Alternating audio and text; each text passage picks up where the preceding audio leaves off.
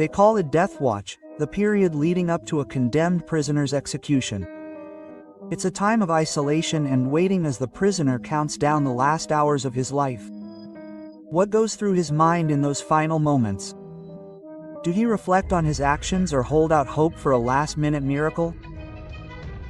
In this video, we'll look at the final hours of death row inmates on their last day on Earth. Ted Bundy. Ted Bundy is a notorious serial killer and rapist who is considered one of the most notorious criminals of the 20th century. Between 1974 and 1978, Bundy sexually assaulted and murdered several women in locations including Washington, Oregon, Colorado, Utah, and Florida. In 1979 and 1980, Bundy went to trial twice, representing himself. He had attended law school for a few years, so he knew how to handle himself in a trial. He always appeared calm, confident, and unconcerned during cross-examination. However, the evidence against him was irrefutable, and in late 1979 he was sentenced to death twice. But that was not the end for Ted Bundy. In 1980, he stood trial again for the murder of 12-year-old Kimberly Litch, his last victim in Florida. There he was sentenced to death by electrocution for the third time. Bundy spent nearly a decade on death row at Florida State Prison, also known as Stark Prison. As is typical for death row inmates, he attempted to appeal his sentence several times, but as he continued to appeal, he began giving interviews. In these interviews, Bundy discussed his crimes and his thought processes, although he made sure to speak in the third person. He discussed his career as a burglar and confessed that most of his valuable property was stolen. He reveled in the fact that if he wanted something, he would go out and take it without paying. It is very likely that this mindset influenced his decision to rape and murder his victims.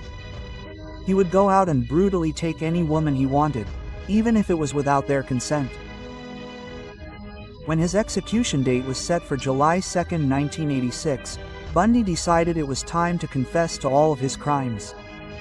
He confessed to 2 detectives that he had killed 30 women, although some people believe he was responsible for the murders of over 100 women.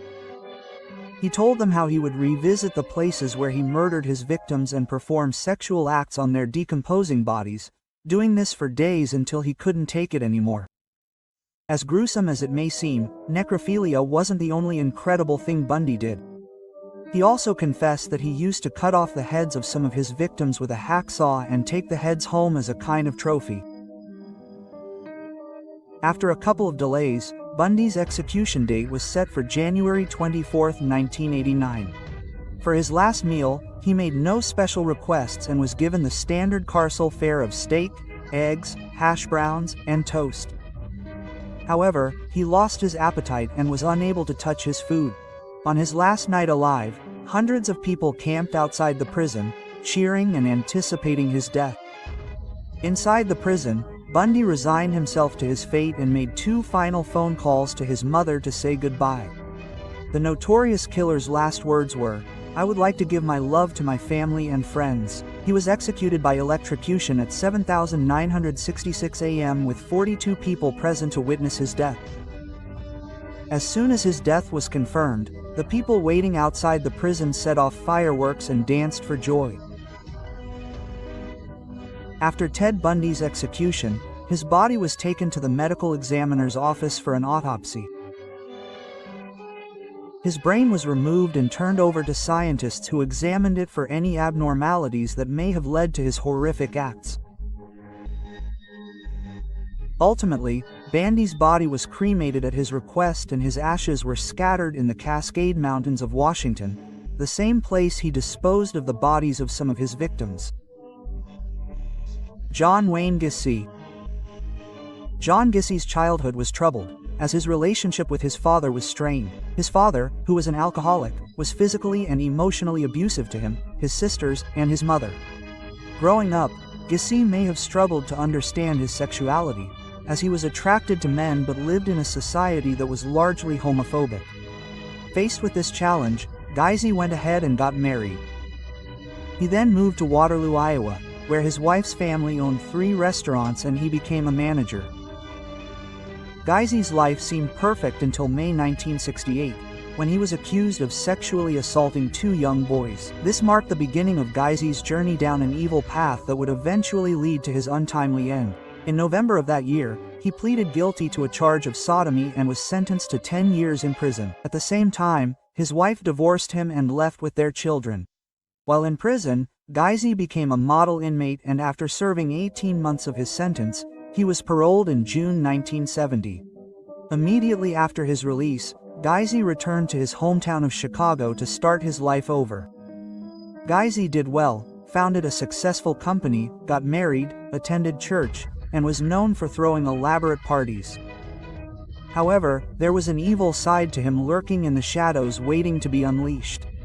The sudden disappearance of a young boy named Robert Pay in 1978 led to an investigation that would eventually lead to the arrest of John Gacy. It emerged that Gacy had been luring boys to his home, sexually abusing them, and then killing them. Gacy was finally arrested on December 22, 1978, after which he confessed to the murders of as many as 30 or more children. After hearing the confession, police searched his home and found 26 bodies hidden in a basement. Gacy's trial began in February 1980, and he was charged with 33 murders. He was convicted of murder as well as sexual assault and sentenced to death. Gacy spent 14 years on death row at Menard Correctional Center. The isolation of being on death row led him to take up painting. He painted clowns, skulls, his house, and birds. His paintings were exhibited and sold at auction. As interesting as it may seem, this was not Gacy's only interest. He read a wide range of law books and accumulated the knowledge he needed to file numerous appeals. However, his knowledge and appeals were of no use in saving him, as in October 1994, his execution date was set for May 10, 1994. The day before his execution, Gacy was transferred to the state correctional facility, where the execution would take place. GY spent the afternoon with his family at a picnic held on the prison grounds. For his last meal, GY ordered a bucket of KFC chicken, a dozen fried shrimp, French fries, fresh strawberries, and a Diet Coke. In the evening, he was visited by a Catholic priest who gave him last rites just before he was escorted to the execution chamber. As Gacy prepared his mind for death, a crowd gathered outside the Stateville Correctional Facility, awaiting his execution. Most were glad that Gacy's reign of evil had come to an end after he was strapped into the execution chair. Gacy's supposed last words were, "Kiss my ass." But a lawyer present argued that he was speaking to a prison officer. Gacy was ultimately executed by lethal injection. Once he was confirmed dead, his brain was removed and given to Helen Morrison, a witness at Gacy's trial. She had interviewed Gacy and other serial killers in hopes of finding personality traits common to violent sociopaths. Gacy's body was eventually cremated. Aileen Wuornos. Aileen Wuornos was born to an underage mother who abandoned her with her grandparents. By the age of 11, Aileen was selling her body at school for drugs, food, and cigarettes. She was involved in sexual transactions from a young age, so she decided to make a career out of it by becoming a prostitute. Before becoming a serial killer, Aileen had a long criminal history and was arrested several times for various reasons, including robberies. Between the ages of 14 and 22, Aileen had seen the worst the world had to offer and had attempted to take her own life a total of 6 times, but always failed. While working as a prostitute, Aileen developed a hunger for blood and unleashed it on men.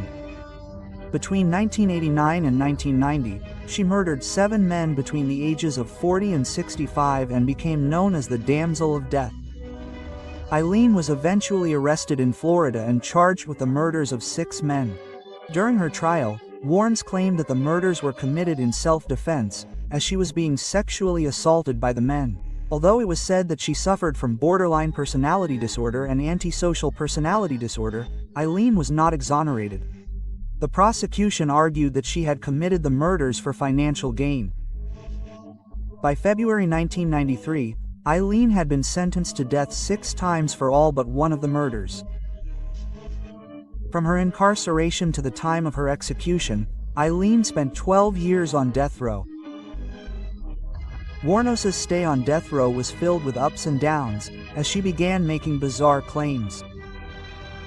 In 2002, she began accusing prison matrons of adding saliva, urine, and dirt to her food.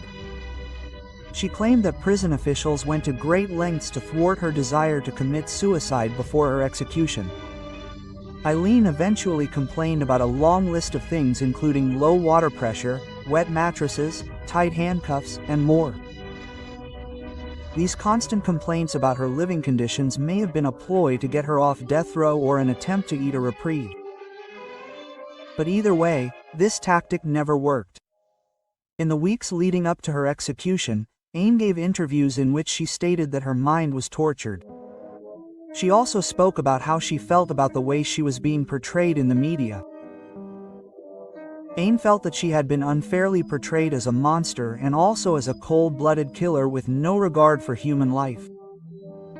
Aileen was executed by lethal injection on October 9, 2002. For her last meal, she asked for nothing more than a cup of coffee. Her last words were, "Yeah, I'd just like to say I'm sailing with the Rock and I'll be back like Independence Day with Jesus, Juneteenth like in the movie.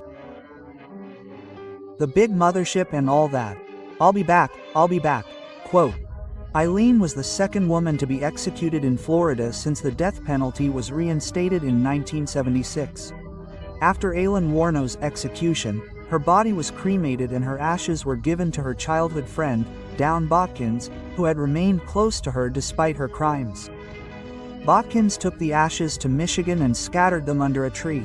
When she was alive, Aileen loved listening to Natalie Merchant's album Tiger Lily and requested that a song from the album be played at her funeral. Her request was granted. Barbara Graham.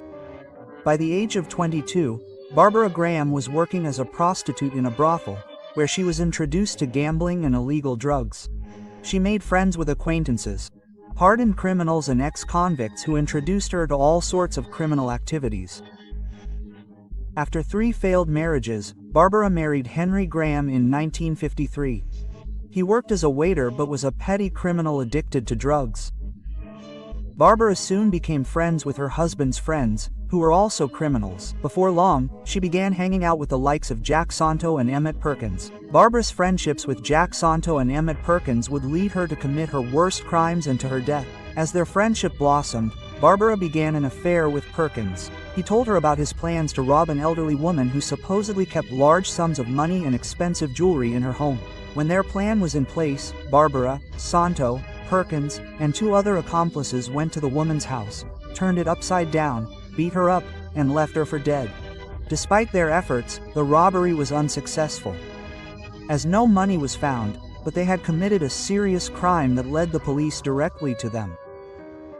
During her trial, Barbara maintained her innocence, but the evidence presented against her, including witness testimony and physical evidence, led to her conviction. In the court of public opinion, she was nicknamed Bloody Babs, due to the severity of the murder and her lack of remorse. In 1955, Barbara, Santo, and Perkins were convicted of first-degree murder and sentenced to death. Barbara made attempts to appeal her case, but all were unsuccessful and her execution date was set for June 3, 1955. The day before her execution, Barbara was transferred to San Quentin State Prison, where her execution took place. She was restless much of the time, pacing back and forth in her cell in the execution chamber.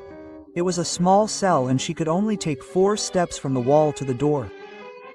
Later, she was visited by the prison warden, who sat with her as they chatted quietly. It was as if he knew she was terrified and was determined to help her calm down. Before leaving her cell, the warden ordered the prison officials to serve Barbara as many double chocolate milkshakes as she wanted. As far as we know, Barbara consumed nothing but milkshakes the night before her execution. On the morning of July 3rd, Barbara ate a hot fudge sundae for breakfast. She was terrified of being executed and is known to have openly expressed her disbelief at the prospect.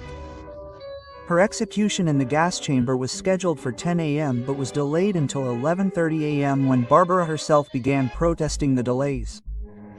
Barbara was taken to the gas chamber, where she asked to be blindfolded because she did not want to see the faces of the observers. Her last words were, "Good people are always there."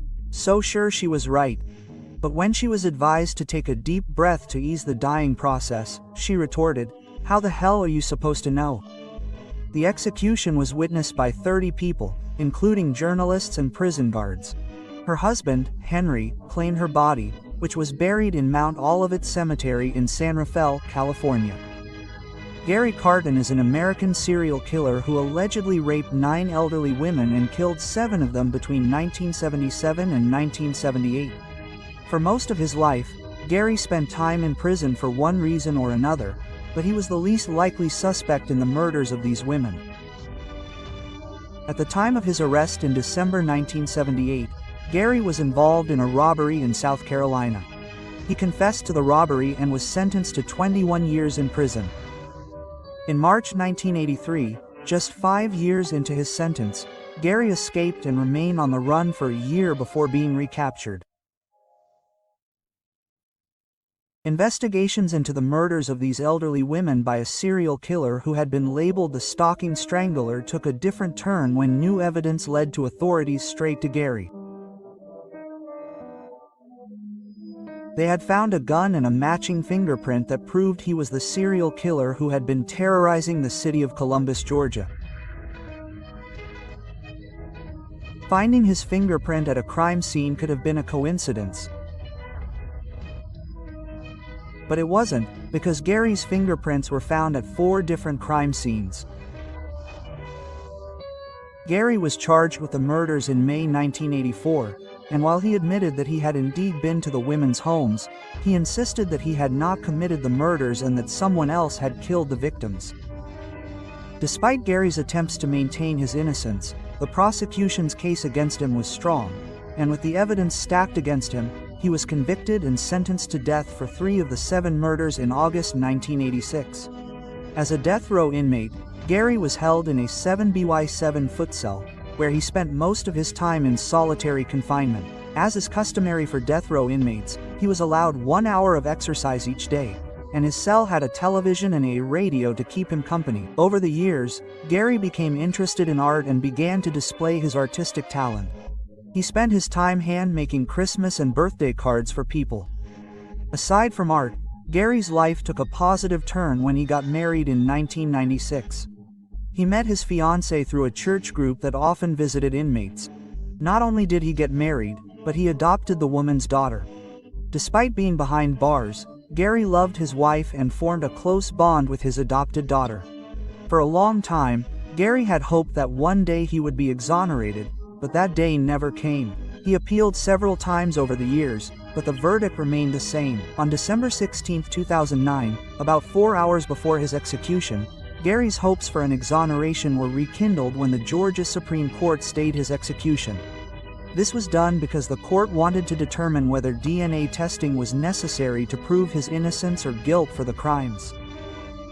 Unfortunately for Gary, all hope was finally dashed in February 2018, when a new execution date was set for March 15, 2018. During his final preparations before his execution, Gary refused to eat his last meal. He also declined the offer to say a prayer. For someone who was known as a charismatic and talkative person, Gary surprisingly did not make any final statements before his execution. At the age of 66, Gary was executed by lethal injection at the Georgia Diagnostic and Classification Prison in Jackson, Georgia. The state of Georgia uses the prison as both an execution center and a museum displaying artifacts related to the history of capital punishment in the state. It is unknown what happened to Gary's body, but it is possible that he was buried in an unmarked grave or his body was cremated. Gary Gilmore.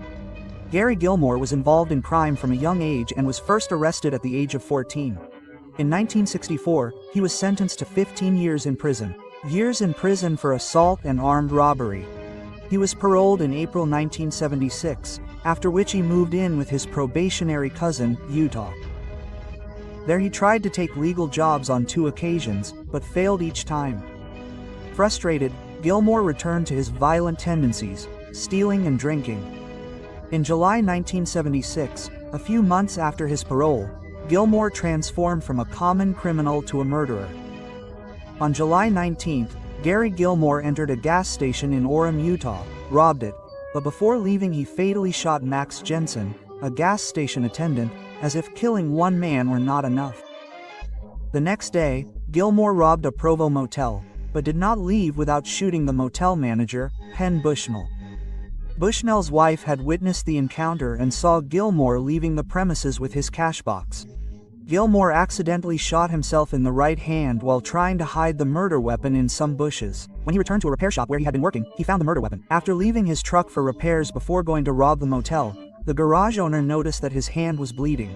When he left, the garage owner called the police and gave them his license plate number.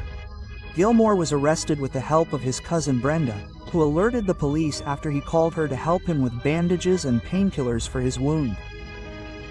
Gilmore's trial began in October 1976 and lasted only 2 days. He was convicted of first-degree murder and sentenced to death. Gilmore's response to the death sentence was highly improbable and garnered significant media attention. He accepted the sentence and made no attempt to appeal the death penalty that had been imposed on him. This response was shocking and left many people wondering why he had chosen to accept such a severe punishment. Was he truly remorseful, or did he believe that death was the only way to end his suffering? During his time on death row, Gary Gilmore lived a life of isolation and monotony, as is usual with death row inmates. However, there was something about Gilmore that stood out. He seemed eager to die. Gilmore's execution was delayed several times, and he responded by going on a hunger strike to protest the delays. He demonstrated his willingness to die when he wrote a letter to his mother asking her to stop trying to appeal on his behalf. Between November and December of that year, Gilmore attempted suicide twice but was stopped just in time. There were only 2 methods of execution in Utah, by hanging and by firing squad. Gilmore opted for the firing squad because he thought hanging might go wrong.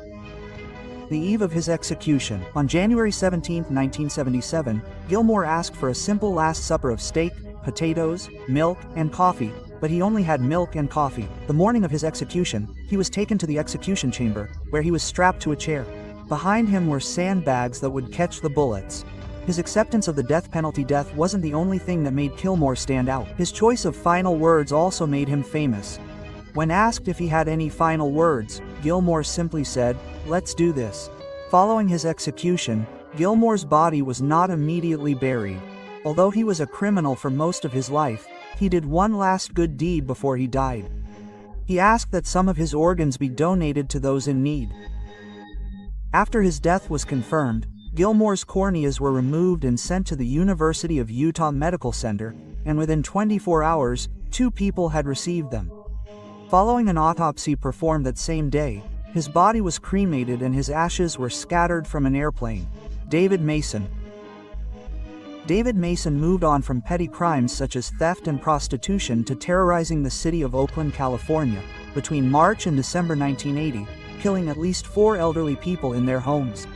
In January 1981, Mason was involved in a car chase with police and was able to escape, but abandoned the car. Authorities used information obtained from the car to locate his home. At the home, they were able to speak with Mason's mother and brother. They were given a videotape made by the Mason himself. On the video, Mason confessed to all of his crimes, describing them in great detail. He had left the video with his family in case anything happened to him. Based on Mason's confessions, a warrant was issued for his arrest, and on February 4, 1981, when police arrived at the Holiday Inn, where he was staying, he offered no resistance and was arrested without incident. Mason confessed to all of his crimes, but added another murder to the list that law enforcement already had. He confessed to killing his lover, Robert Groff, because during an argument, Grove admitted to intentionally infecting Mason with herpes. Prior to his trial, Mason was held in the Alameda County Jail, where he and a fellow inmate conspired to murder another inmate. At the beginning of his trial in 1983, Mason pleaded not guilty to all charges against him. However, he was found guilty of all 5 murders. In January 1984, Mason was sentenced to death. He was transferred to San Quentin State Prison, where he remained until his execution. Mason eventually fell in love with a woman named Charlene and married her while on death row. Over time, the convicted felon and husband came clean about his guilt, admitting to all of his crimes and showing great remorse for the wrongs he had done.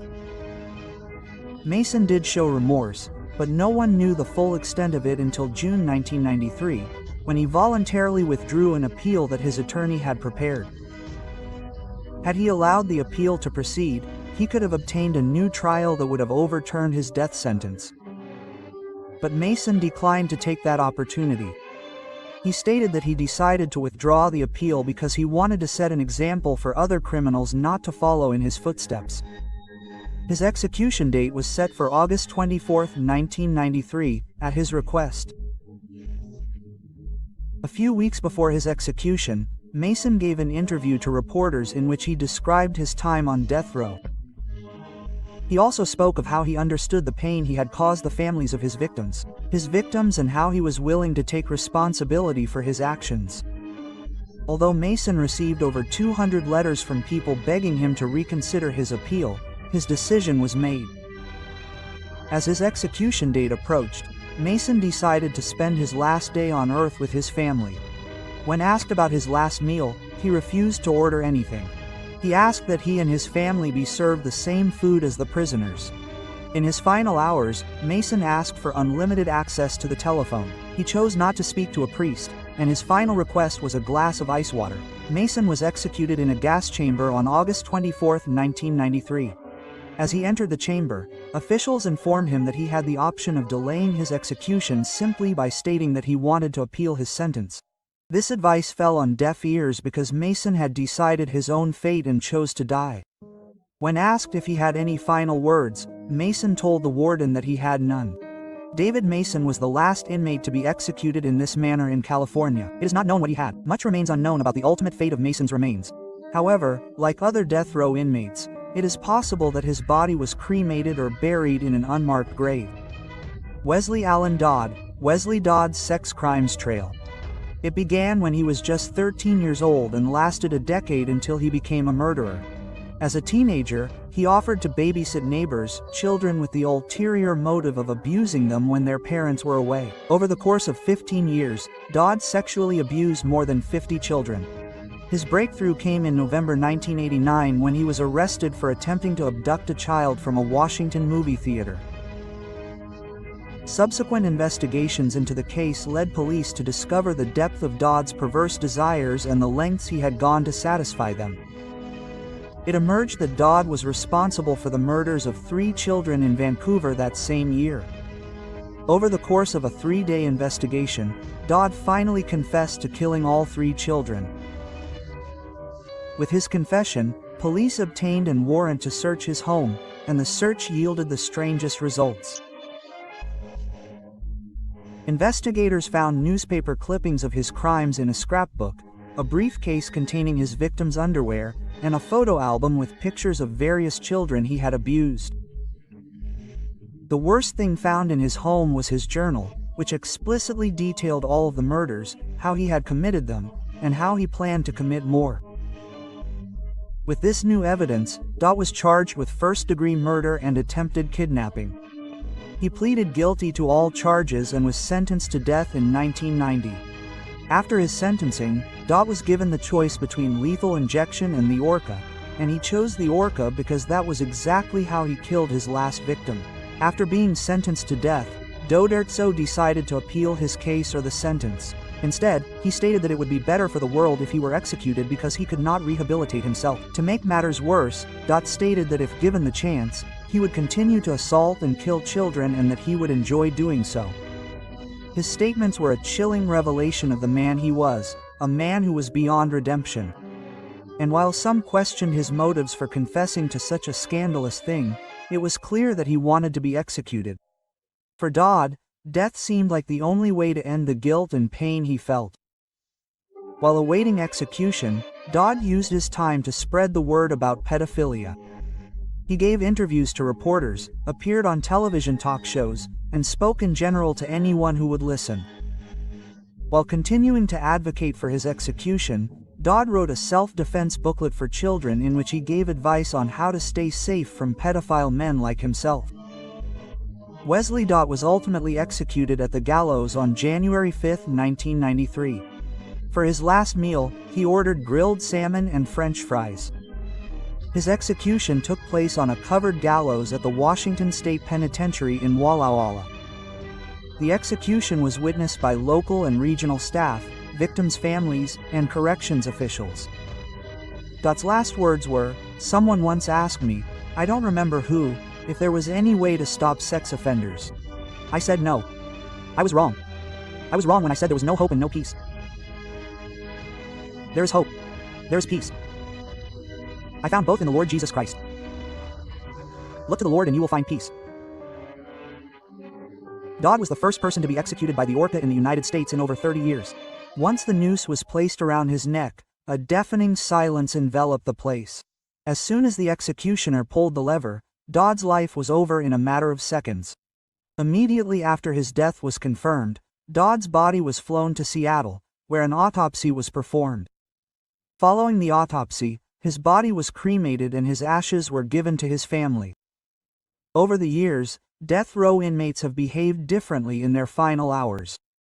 Some continue to fight until the very end, others accept their fate in peace, while others, like Wesley Dodd, call for a swift execution. However, there's no way to know how someone would choose to spend their final hours on Earth. Watch the video below to learn about the experiences of death row inmates behind bars.